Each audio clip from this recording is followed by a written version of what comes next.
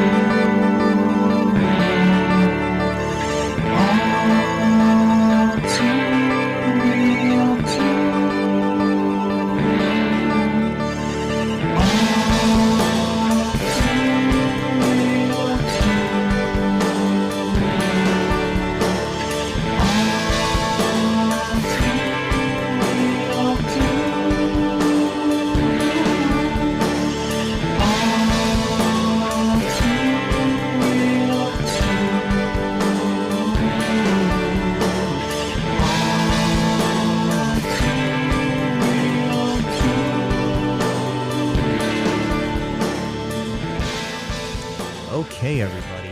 Welcome to the All2Real2 podcast. I am your host with the most, Michael E. Cullen II. I don't know what the most of what, but with me as always is... Matt Haas. Are you okay, Matt? Yeah, I'm fine. What's wrong, man? The movie. You can tell us. It's just between you, me, and our listeners. The movie we just watched was worse than Tooth Fairy 2, which I didn't think was possible. Yeah.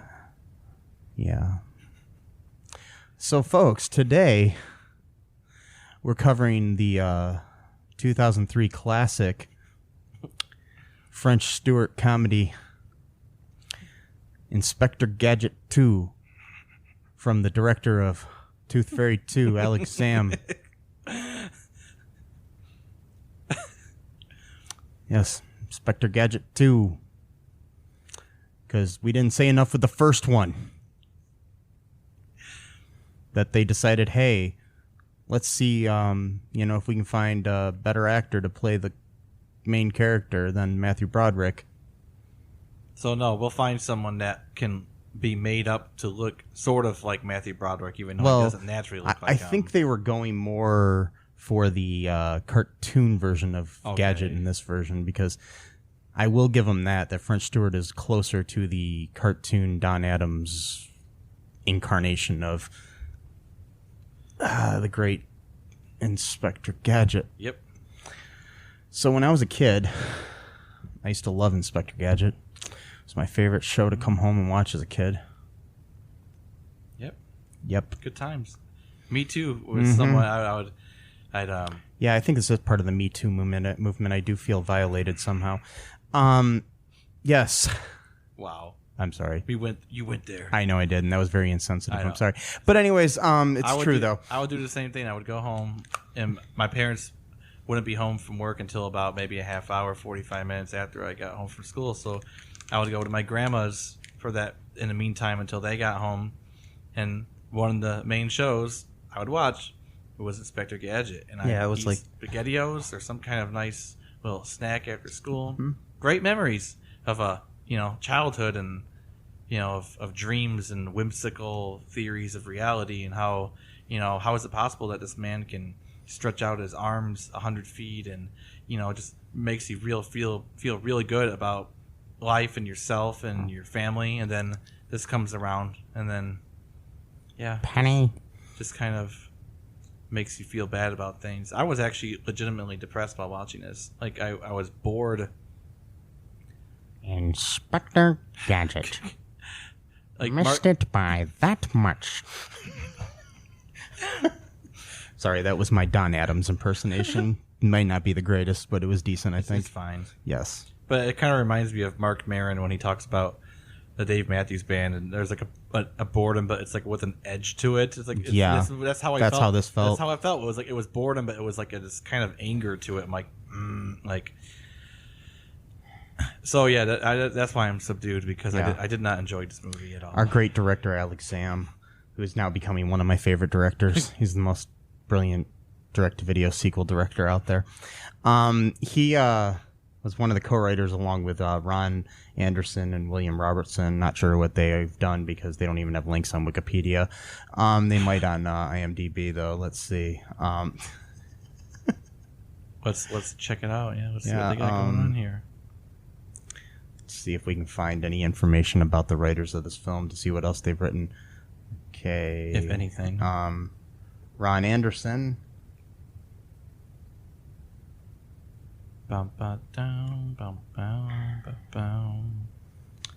He wrote Inspector Gadget 2. Yep. Chicken Little. Oh, okay. And he's written for the TV series The Penguins of Madagascar. Okay, well that's... And he was an actor in the movie Bangkok Dangerous. That's interesting. Yeah. Kind of a diverse... diverse IMDb credits there. The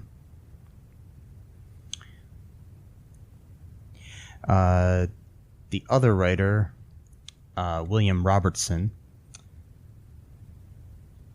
also wrote Woody Woodpecker, directed by Alex Sam. Jingle All the Way 2, directed by Alex Sam. Little Rascals Save the Day, directed by Alex Sam. And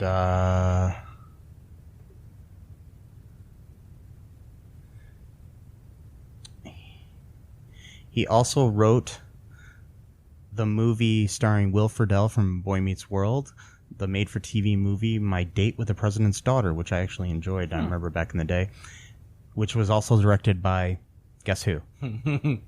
Alex, whatever. Alex Sam. Wow. Yes. Interesting. I guess they like to work together.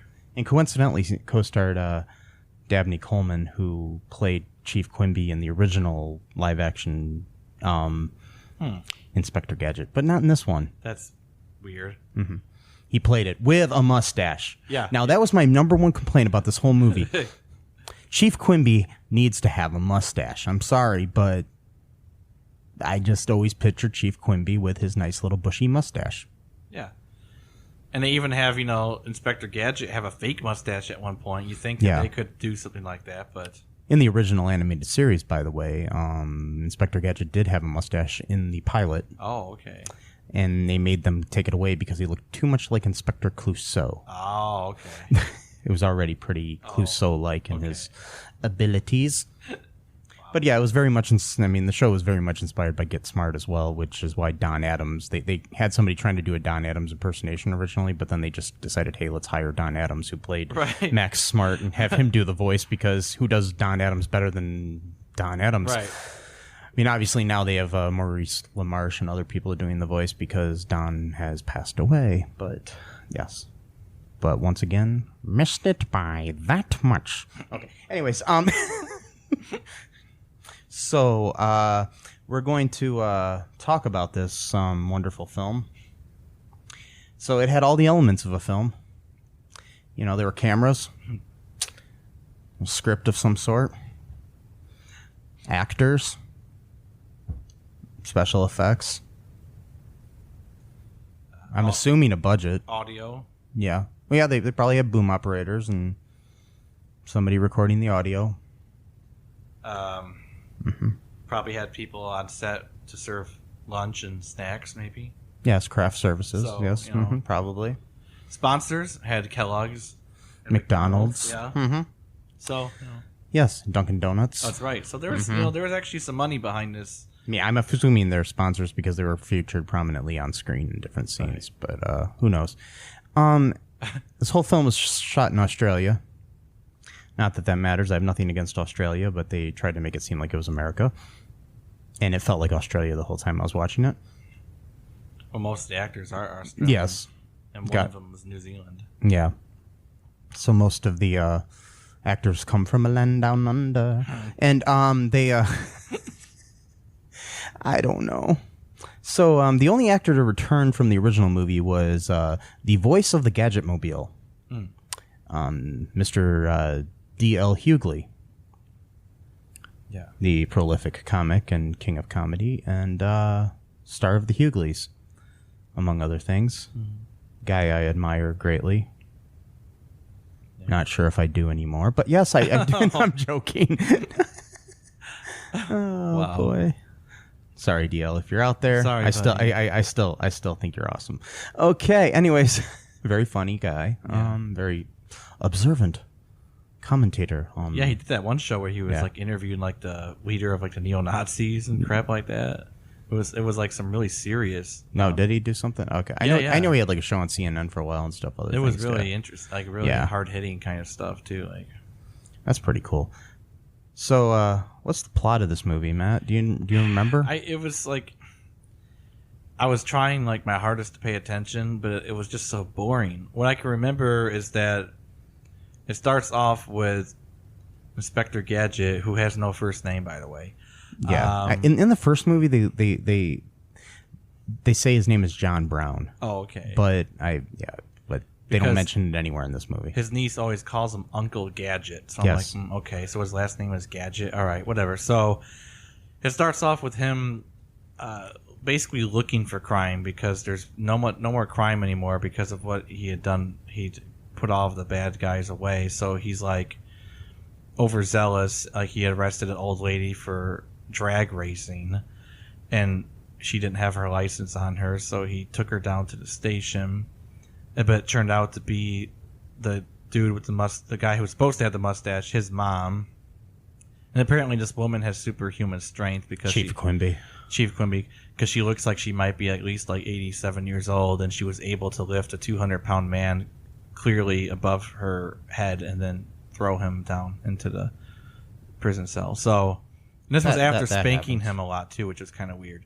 And then like Chief Quimby's like smiles and he's like tough love. I'm like, okay, it's creepy, but like so there's like it has elements of all the creepy stuff that we see in these movies.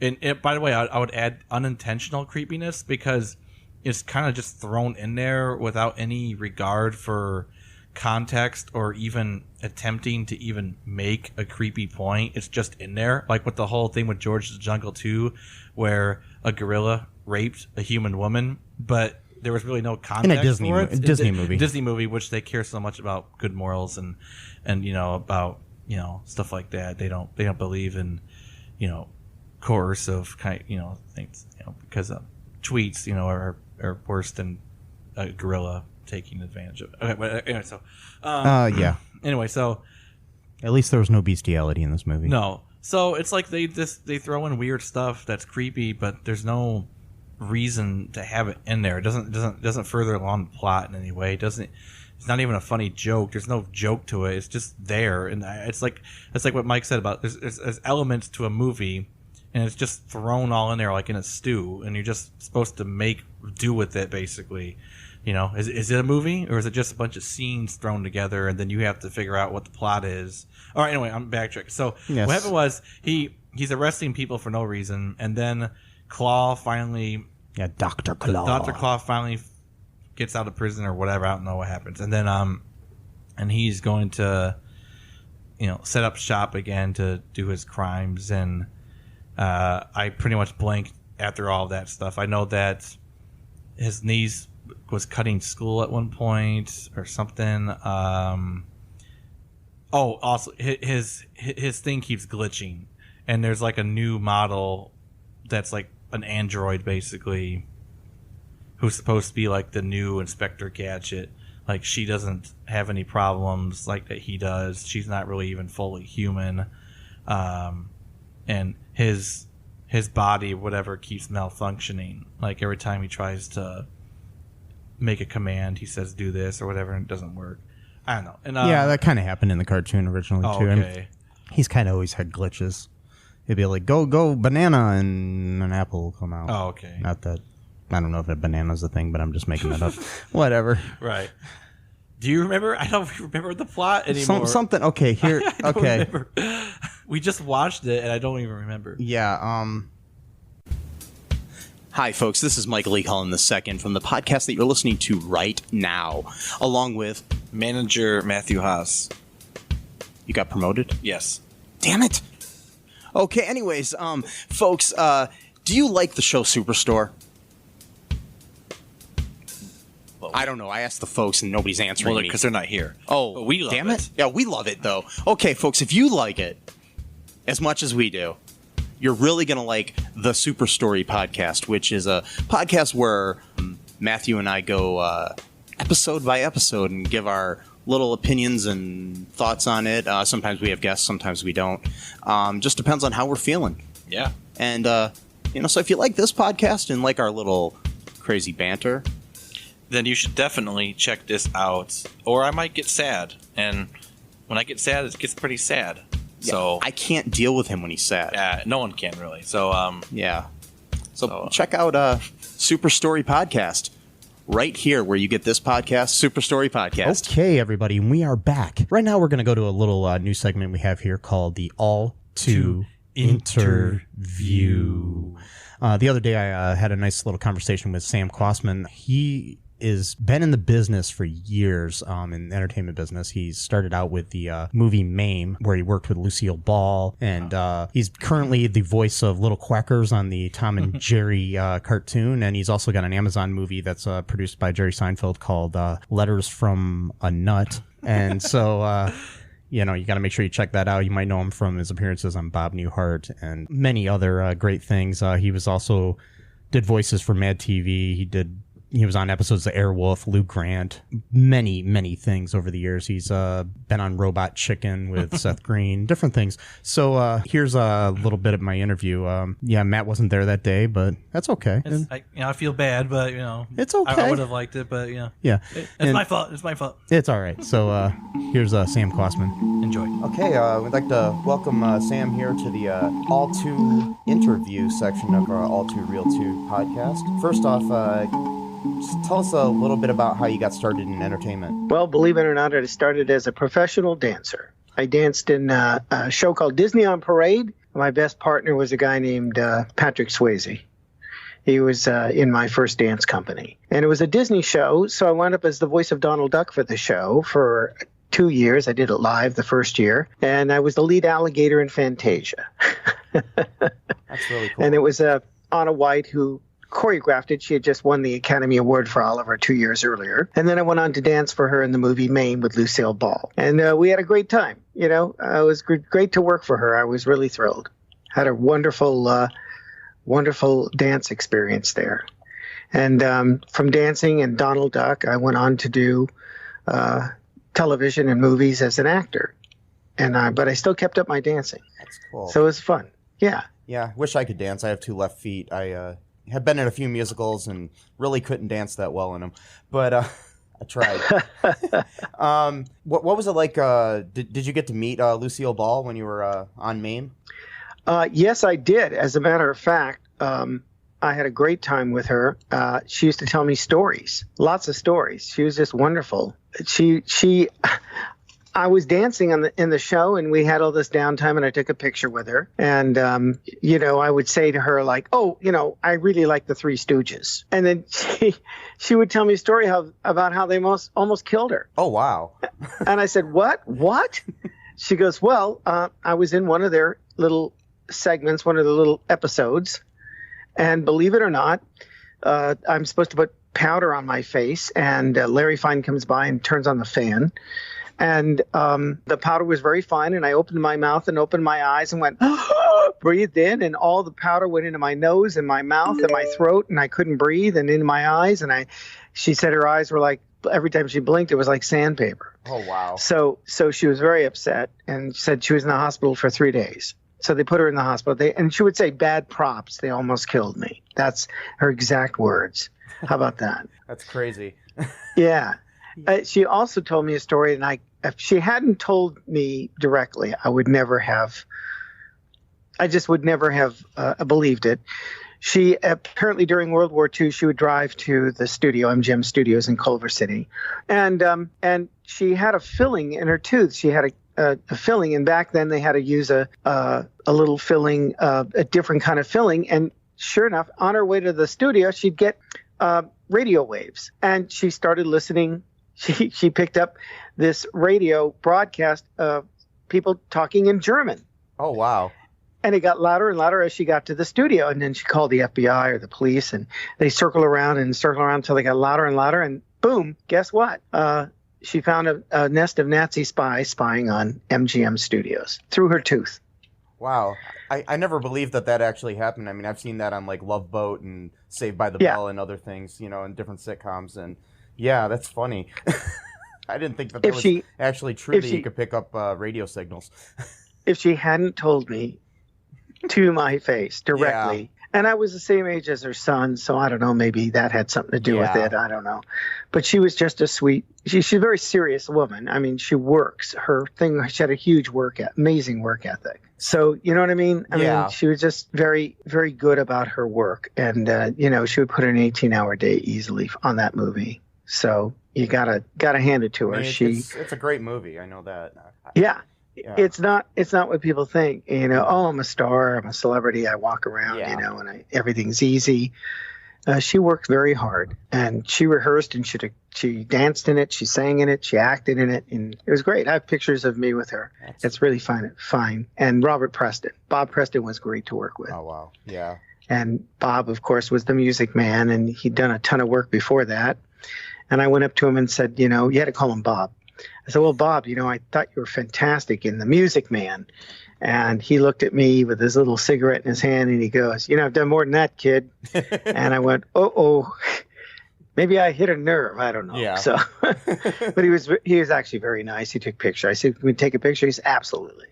So it was kind of fun. It was a lot of fun. He was a good guy.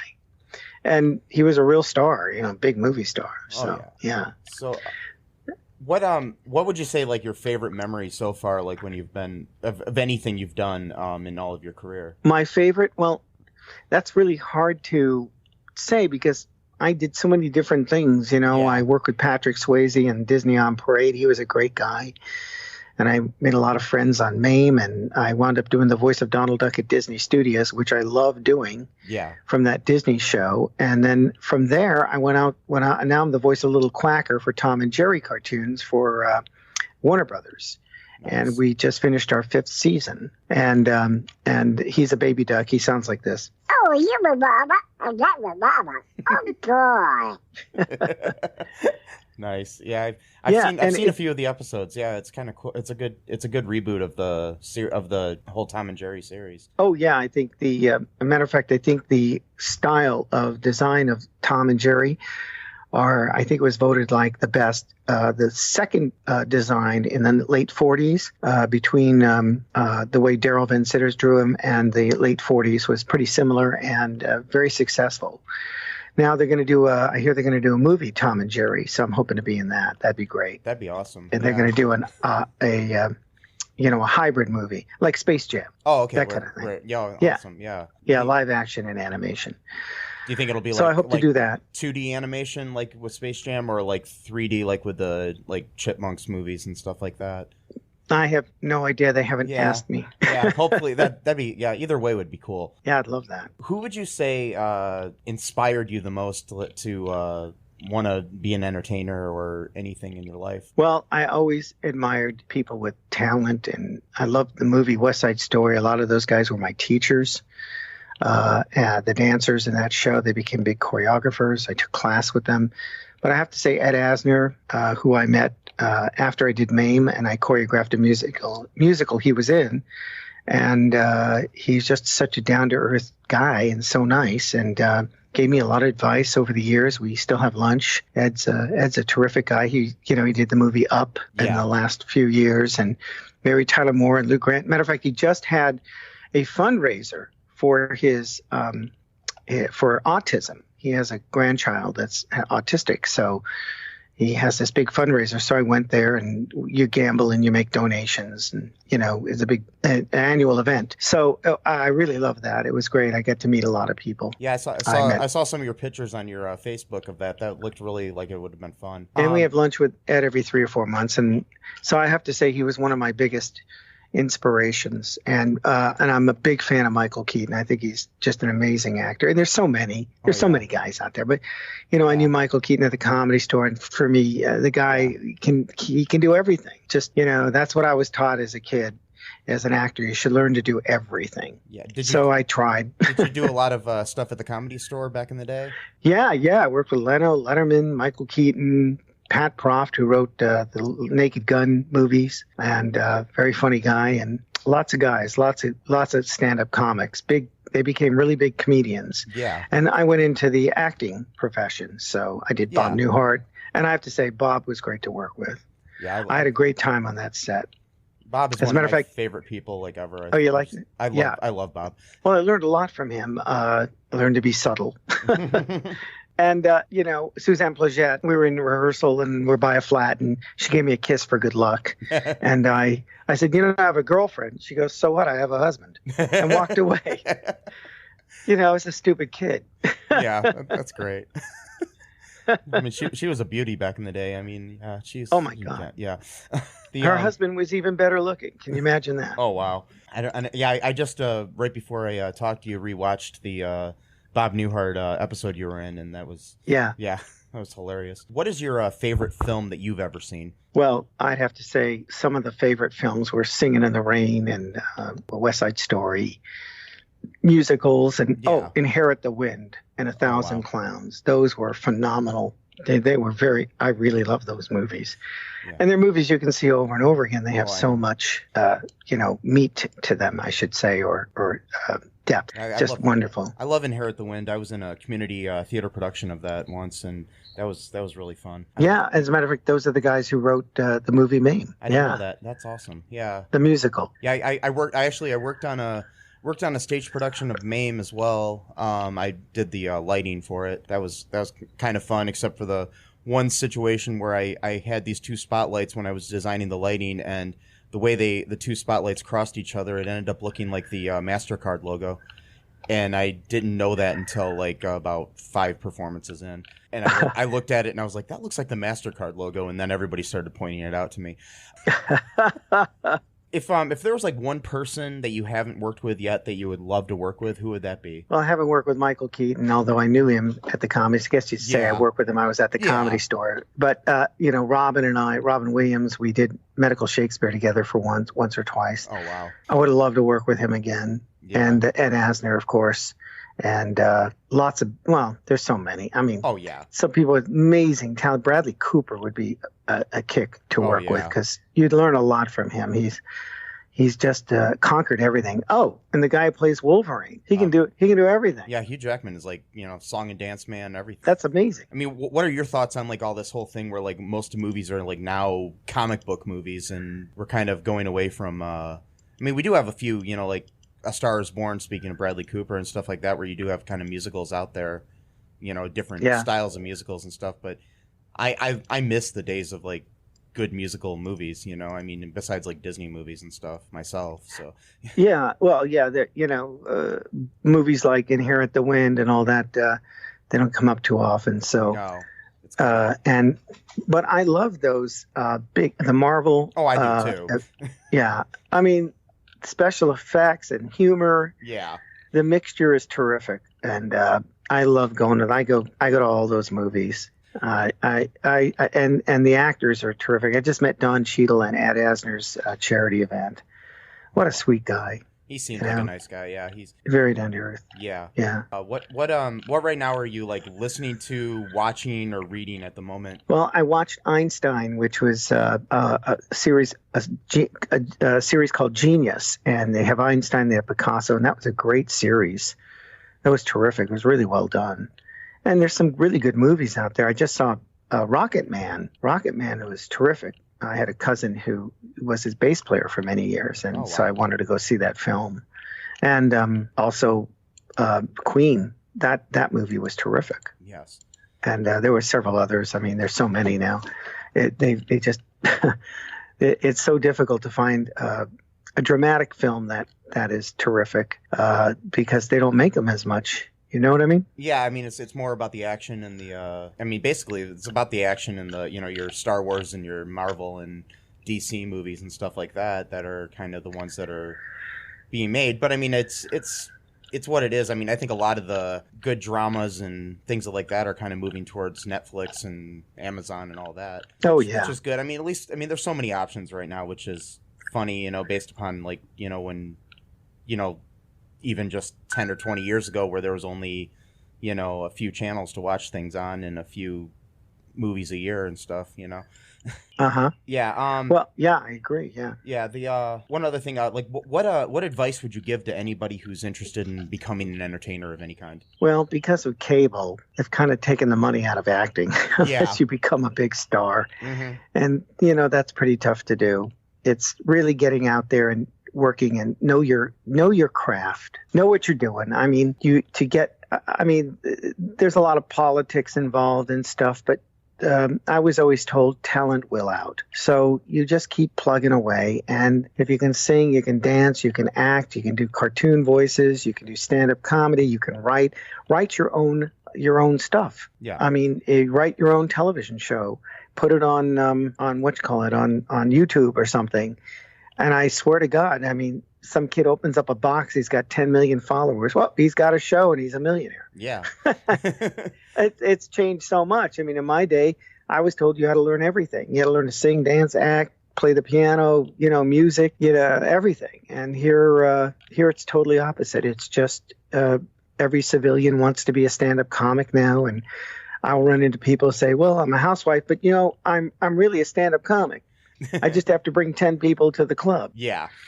So my advice is learn your craft and then go from there. So you'll be ready. And a lot of movies and television shows they assume you can act. They look for the right look. If you're the right look, you've got a pretty good chance of getting the job. Then they assume you can act. So get your chops. I love people with talent, people who are naturally talented and gifted. And like you see, America's Got Talent. You see some people on there, they would never have had a chance. Yeah. And yet they're amazing.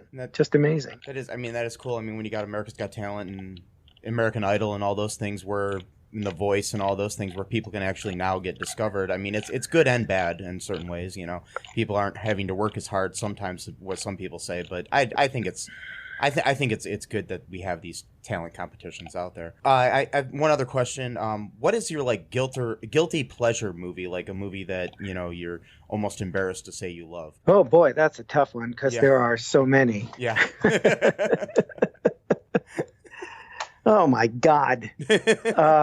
Geez, that I have a certain affinity for. Well, I like action movies. I mean, I'll sit through a karate movie and a kung fu movie, and I'm amazed at the special effects. Oh yeah. So if the special effects are phenomenal, I'll still watch it, even though the acting's bad, the script is bad. But I sit there and go, how did they do that? Like they just pummeled the last Superman movie, which was 3 hours long. Yeah. And I'm sitting there going, wow, how'd they do that? Yeah. I just couldn't stop watching it. I said, I know something's going to happen, but, how do you kill Superman? And all the flying, how do they get him to fly? How do they, Yeah. And then even the last one, Avengers Endgame, was 3 hours long. Oh, yeah. And I sat through all that. And I thought, wow, where's this thing going? Who cares? Look, Iron Man can fly. How'd they do that? I know, it's amazing. When you see the before and after of all the special effects, it's just crazy what they can do now that they couldn't even do a year ago even on some of the things. Yeah. Before we end here, do you have anything that you want to promote or anything that you got coming up? Yeah, I'm in a movie on Amazon Prime called Letters from a Nut, produced by Jerry Seinfeld, written by Barry Mortar, who is Ted All Nancy. It's based on the books in the 1990s, Letters from a Nut. And you can go see it on Amazon Prime. And I'm doing a new one called New Letters from a Nut with Patrick Warburton, produced by Jerry Seinfeld. Awesome. And I'm in the 5th season of Tom and Jerry cartoons. And so we just finished that. And I'm Little Quacker. Oh, boy. I hear you, Baba. I got the Baba. Oh, boy. And I do other cartoon voices. and all that stuff. So maybe I'll wind up out there in one of those autograph shows or something. Yeah. Yeah. So and that'd be awesome. Oh, I did Lou Grant, Family Ties, Airwolf. I did Movies of the Week. I'm still working, and that's pretty good. Yeah. So I'm pretty happy about that. As a matter of fact, I'll tell you the story. Tell you a little story. I was at Disney Studios doing Donald Duck. I did their records and toys and tapes, and sure enough, I walk into the animation department. I do Donald Duck for these guys, and they think it's pretty good. I don't hear from them. And 25 years later, the executive producer, director of Tom and Jerry cartoons calls me up and says, "Hey, you still do a good duck?" I go, "Yeah, who are you?" He goes, "Well, I'm Daryl I was at Disney when you did Donald Duck, and I've got this little quacker, and I need a duck." So it wouldn't be much of a stretch for it, and that's what happened. And they still went through, Warner Brothers, I heard, went through 3,000 voice actors for that one little duck. Oh, wow. Yeah, I still got the job. So sometimes talent will out, and connections and networking and all that helps. So that's cool. Now, what do you think? That's a pretty cool story, huh? Yeah, that's awesome. I mean, that he remembered you all those years later and everything. Yeah, I was shocked. Well, thank you very much for taking time to be on here, and hopefully we'll talk again sometime soon. Yeah, thanks. Good luck on your podcast, and I hope 100 million people listen to it. It'd be great. That'd be awesome. And remember, I'm still dancing. You know, I'm the male stripper at the Jewish Home for the Aged here. It's a great job. You come back the next day, they think you're the new guy. So. All right, thank you. All right. Have a good one. Thank you. You too. Bye-bye. And we're back. That was great. Here's a little bit more about the plot of Inspector Gadget 2. According to IMDb, this is what the storyline is. On the outskirts of Riverton, the safest city in America, a pensive Inspector Gadget sits in his Gadgetmobile along with his canine companion Brain. Gadget is back on the job, on stakeout, but he is concerned that everything is too quiet in Riverton. He has a very simple, rational answer to this. It's always the most quiet just before criminals strike. Evil must be afoot. In a moment of overzealous crime fighting, Gadget arrests an elderly woman for reckless driving, but not without incident. In his effort to make the arrest, Gadget's many crime-fighting accessories go wildly astray. It's time to report back to headquarters for a checkup. Baxter, the Q of the police department, delivers the prognosis. As he is a prototype, things are bound to have some glitches. The remedy is close at hand, but before Baxter can tell of his new top secret, Gadget is confronted by a furious Chief Quimby. The little old lady arrested earlier for reckless driving turns out to be Quimby's mom. Sorry. It's okay. Gadget is put on notice. Any more mistakes and he is on probation. Meanwhile, in the dead of night and in a raging storm, something happens that will change Gadget's destiny forever. His archenemy, his nemesis, Dr. Claw, makes a daring escape from Riverton Prison. Now evil really is afoot.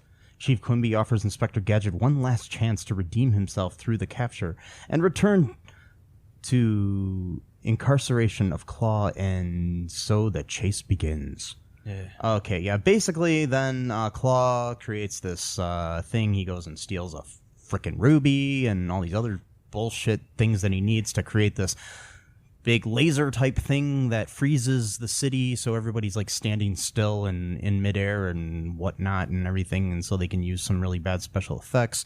And then they go and they're gonna rob everything, and then yeah. Oh, yeah. By the way, as this goes along, there's this new Gadget chick named G2, played by Elaine Hendricks, and she and Gadget have a little flirtation. She's put on charge of the case after Gadget's fired. Blah blah blah blah blah blah blah blah blah. The movie sucks. Anyways, it does. It's terrible.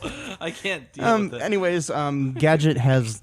Gadget has has his gizmos all in a whack for this girl, and for lack of a better term, he's got the hots for her.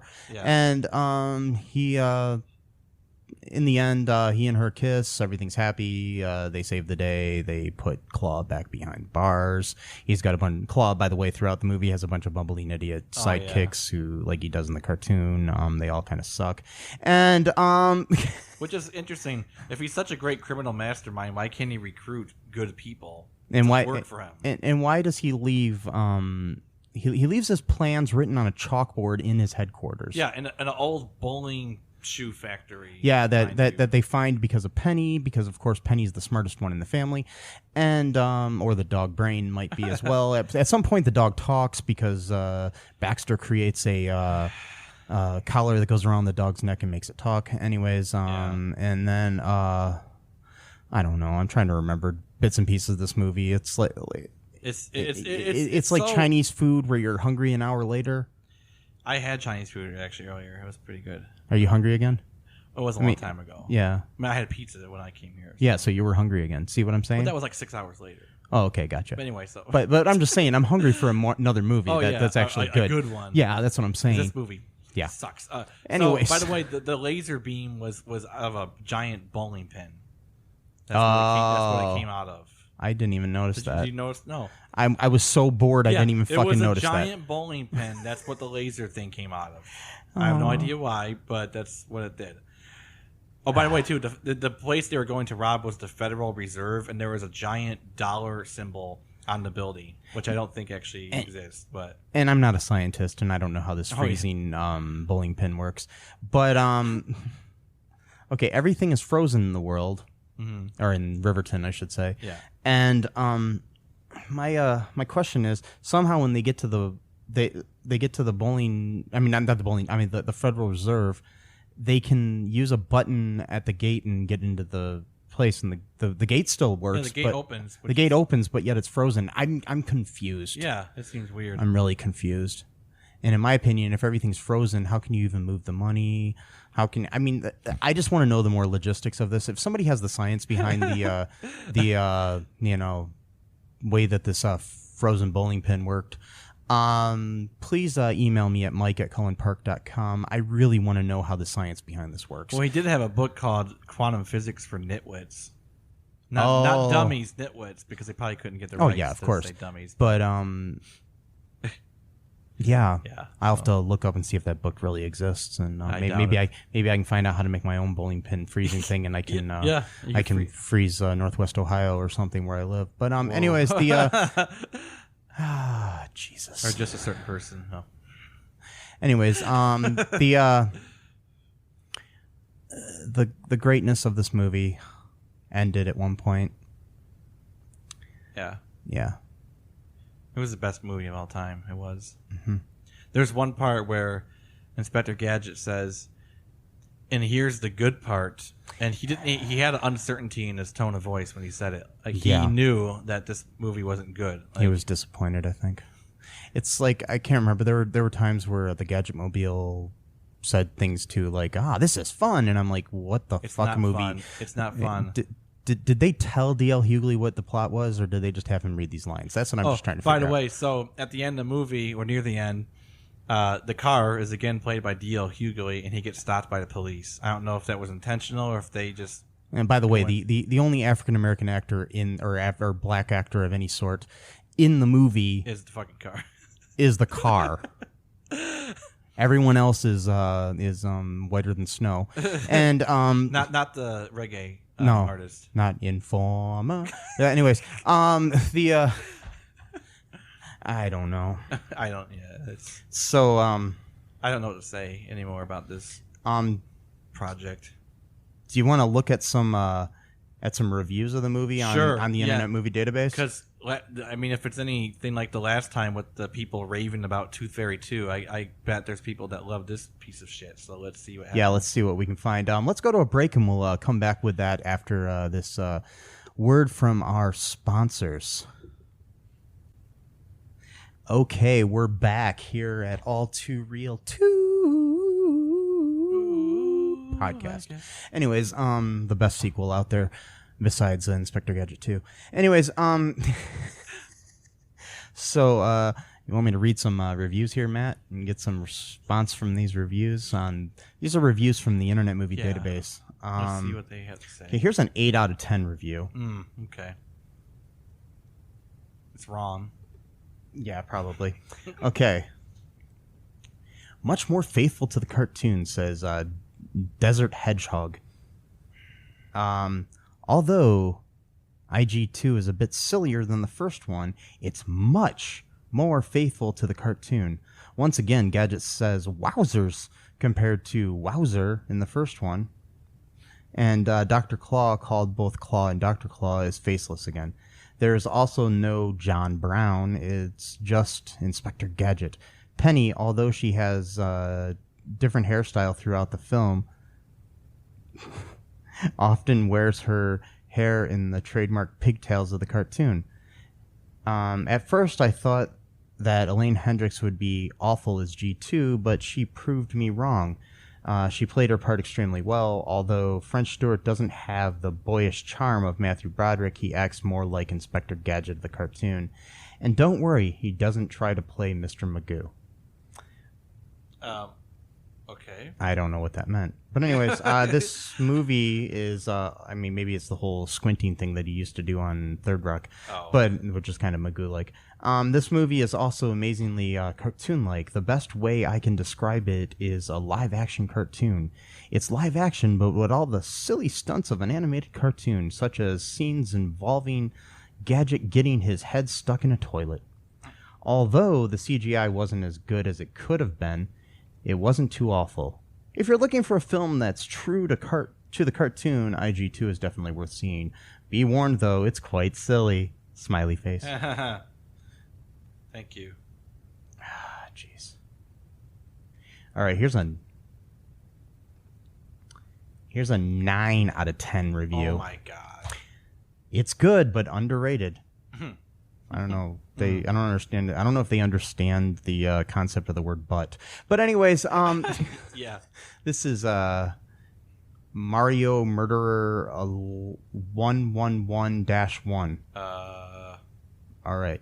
Okay, Mario Lopez, if you're out there, please be aware somebody might be coming to kill you. Because there's a Mario Murderer out there. It could be about the game. Yeah.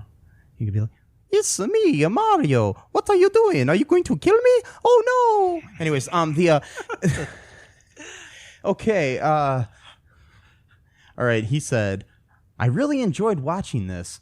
There are 2 Inspector Gadget movies. The first one was made in 1999.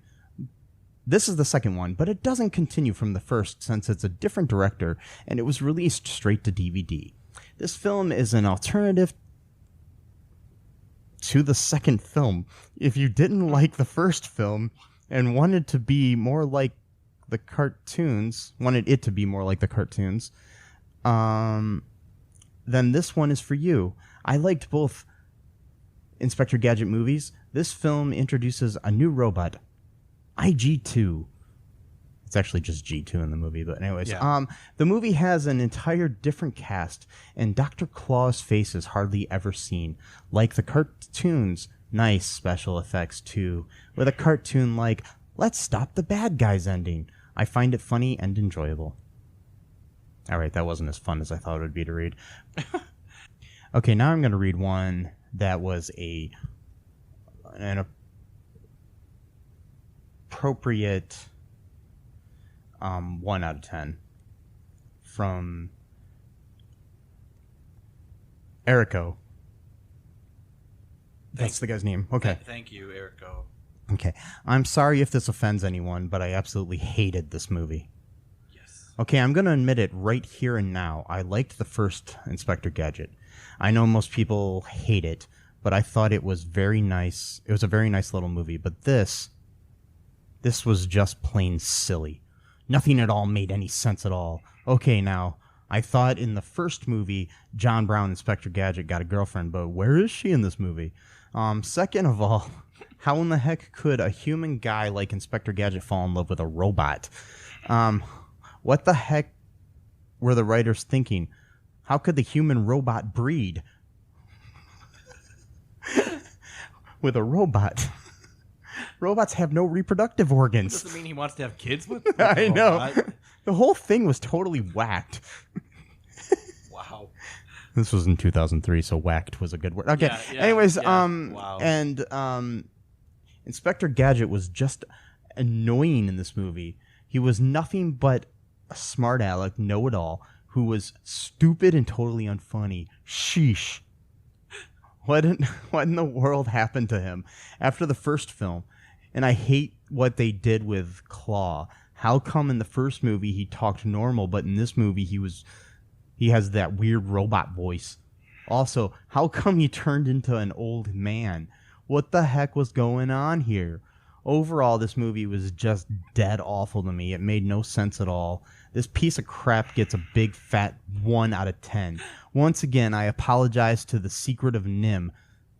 I don't know. This movie, along with MST3K's Invasion of the Neptune Man, were worse. Wow.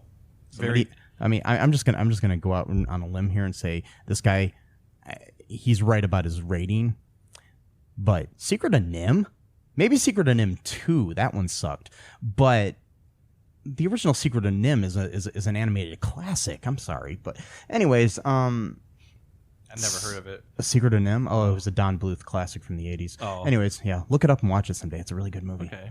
Anyways, better than the original. Yes, oh my god. We're going to read that. It's a 9 out of 10 from David Robertson. Asshole. Okay. Anyways, I had high expectations when I heard about Inspector Gadget 2. But I was not disappointed. These people don't understand the word but. You should say and I was not disappointed. Oh my god. I'm confused. I mean, it makes sense that they think it's better because they can't. Yeah, whatever. You know, it's like, you know what? I love pizza, but the pizza from this place It's pretty good. is pretty good. It's like, what? Oh man. This is before autocorrect too, so you can't blame that. That was deliberately typed. Well, I mean, I don't know. Anyways, okay, maybe some of the things weren't from the original cartoon. The Gadget Mobile talks again, and Chief Quimby doesn't have a mustache. Okay, I'm gonna agree here. This is okay, but the film did stay true to the original cartoon series, which is now on DVD in Australia. Okay, from the hiding of Claw to the classic slapstick humor, and of course, it was filmed in Australia. This guy must be Australian. I think he is. Okay, French Stewart from Third Rock from the Sun really brought Gadget to life. And Caitlin Wax from Commander-in-Chief was great as Penny. She was my favorite performance in the film. I thank Alex Zam for creating a film that actually stays true to the cartoon and a film that will keep me entertained when I watch it. I could barely keep my eyes open when I watched it. I was falling asleep. It was terrible. I was literally falling asleep on the couch watching it. That's probably why you didn't see the whole bowling pin thing. Yeah, I was probably sleeping then. Okay, so anyways, I don't really want to read any more reviews. This is gonna be a short episode, I think. Yeah, I think so. There's nothing to talk about. No, there's nothing else. It was just a bunch of random scenes. I mean, like him being silly, spilling mustard and ketchup everywhere. I mean, that's not. I mean, whatever. I mean, I guess there's an audience for this. I'm trying to figure out the target audience for this. It must be kids, I guess, but I don't understand. I think kids are even too smart to think this movie's funny. 2003, though. I don't know. Think about an 8-year-old in 2003 as opposed to an 8-year-old in 2018. I mean, I don't know. Maybe. I don't know. If you were 8 in 2003, please email us. Yeah. And let us know if you watched this movie. If anybody out there watched this movie and enjoyed it, I don't care how old you are or how young you are, please just email us. It's all2real2@gmail.com or mike@cullenpark.com. Just let us know if you enjoyed this film. And why. Please explain it to us. Honestly, I think for the good points of the movie, I will give it some good points. French Stewart was a good Inspector Gadget. He was more true to the original cartoon. He was better than Matthew Broderick. Can't say the movie was better than the first movie. I don't really remember the first movie, honestly, right now. So it could be better, it could be worse. But I don't know. Would you recommend anyone watch this movie, Matthew? No. Oh. Well, hold on. If you're part of some like enhanced interrogation team and you're trying to get information out of someone, and regular forms of torture are off limits, which I recommend that they are off limits. Have them watch this movie followed up by the Tooth Fairy 2 on a loop. Maybe don't let them sleep. Maybe we should just get a whole Alex Zam box set and just watch all of his direct-to-video sequels and then just put them on a loop. Yeah, and that's it though. Like, let them. We can send that to else. Guantanamo Bay, and they can just sit there and do the whole Clockwork Orange thing where they just pop open his eyes and make him watch. Not even that. Let them have snacks. Let them have a nice couch. I guarantee you, the movies alone would drive people crazy, even if they had all the other trappies in life.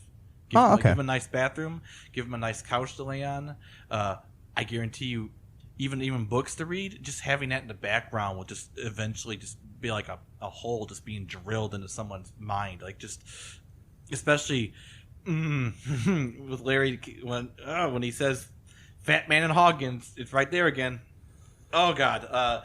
At least there was none of that in this movie. No. I still. And there was a dog, but there was no pigs. No, it was no pet pig.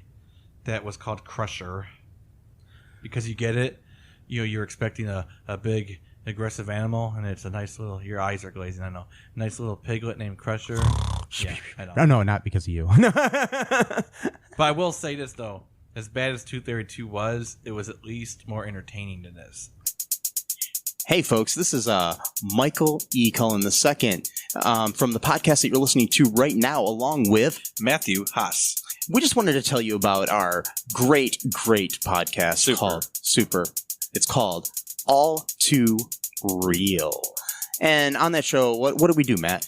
We watch biopics, and then we talk about whether or not the movie matched up with the real story or not. So it was a lot more exciting than that, though. Yeah, so we analyze the real story and the real story. Get it? Get it? Real. Yeah, they're spelled differently, folks. You can guess which one I said which way. Anyways, so sometimes we have a guest, sometimes we don't. But we talk about great movies like Shattered Glass and The Social Network and Futile and Stupid Gesture, among others. Those are some of the ones that we've covered so far, and we're going to cover a lot more. So please subscribe on Stitcher, Apple Podcasts, Google Podcasts, wherever you find your great, fun podcasts. And be sure to share it with your friends. Do it. And make sure you're not afraid to get all too real. Bye-bye. In the magical world of Hoth, there are wizards, there are sorcerers, and there are magi. And none of them know what they're doing. That's how the best spells are discovered. Throw it at the wall and read the tea leaves. Or scorch marks. Witness the wonders of magic, science, and property damage in a radio drama of phantasmical proportions. Face my mastery over the elements! Magus Elgar. Now available for download wherever audiobooks are sold. Listen to the first 3 episodes for free on YouTube. I was angry at that, but at least I had my attention. Yes. This movie hardly caught my attention at all. There was no reason for this movie to be made. It should have never existed. And if they make a third one, maybe. I don't know if we should watch it. I don't know. I hope not, but I doubt they'll make a third one. Good. It's been 15 years since the second one. Hey, you know, sometimes they made Blade Runner sequel like 35 years after the original. So yes, and Inspector Gadget 2 is as well respected a movie as Blade Runner. No. I just mean that. Wow. Well, maybe they can do a crossover movie. Yeah, crossover. God. Oh man, is Inspector Gadget a replicant? I don't know. Anyways, do Inspector Gadget's a dream of electric sheep? Oh wait, no. Anyways, wow. Tron was another one that was like 25 years later. Oh, yeah, I mean they do that, but I mean it's usually for movies that are good, good and successful and well respected. And plus, too, having that amount of time separated makes the movie even more majestic because not only is the movie take place that many years later, the movie actually was made that many years later as well. Yeah. So it actually has a sense of realism. It's like the new Star Wars movies or something. Yeah. I don't like new Star Wars because Luke Skywalker doesn't act like he did when he was 19 years old. Because every 65-year-old person we know acts the same. Well, I guess some of them do. But Well, so my thing is I think that when we end up making Inspector Gadget 3, we should cast French Stewart no matter how old he is at the time. Yes. And have him play 80-year-old Inspector Gadget. Yeah, and, let's do it. And then all the little fanboys out there will be complaining, he's not acting like he did when he was a young adult. It's not like the cartoon from 1973. 83. Or whatever. Yeah, anyways, okay, anyways, thanks people for joining us on this exciting episode of All Too Real 2. I guess we'll catch you on the flip side. Bye. Bye. Thanks for listening to All Too Real 2 podcast, a Cullen Park production. Produced and edited by Michael E. Cullen II. Music by Matthew Haas. Subscribe and share the show. Visit us at cullenpark.com.